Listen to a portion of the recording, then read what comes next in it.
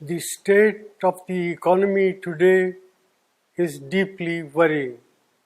The last quarter's GDP growth rate of 5% signals that we are in the midst of a prolonged slowdown. India has the potential to grow at a much faster rate, but all-round mismanagement by the Modi government has resulted in this slowdown. It is particularly distressing that the manufacturing sector's growth is tottering at 0.6%. This makes it very clear that our economy has not yet recovered from the man-made blunders of demonetization and a hastily implemented GST. Domestic demand is depressed and consumption growth is at an 18-month low. Nominal GDP growth is at 15 years low. There is a gaping hole in tax revenues. Tax buoyancy remains elusive as businessmen, small and big, are hounded and tax terrorism continues unabated. Investor sentiment are in doldrum. These are not the foundations for economic recovery. The Modi government's policies are resulted in massive jobless growth. More than 3.5 lakh jobs have been lost in the automobile sector alone.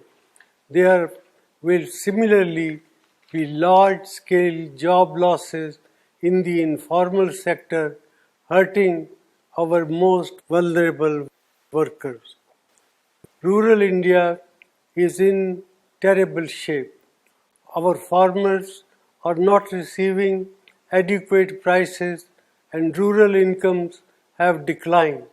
The low inflation rate that the Modi government likes to showcase comes at the cost of our farmers and their income by inflicting misery on over 50% of India's population. Institutions are under attack and their autonomy is being eroded. The resilience of the Reserve Bank will be tested after its record transfer of rupees 1.76 lakh crore to the government, which claims that it does not have a plan on what it will do with this windfall. In addition, the credibility of India's data has come under question under this government. Budget announcements and rollbacks have shaken the confidence of international investors. India has not been able to increase the exports to take advantage of opportunities that have arisen in global trade due to geopolitical realignment. Such is the state of economic management under the Modi government. Our youth, our farmers and our farm workers, entrepreneurs and the marginalized section deserve better. India cannot afford to continue down this path.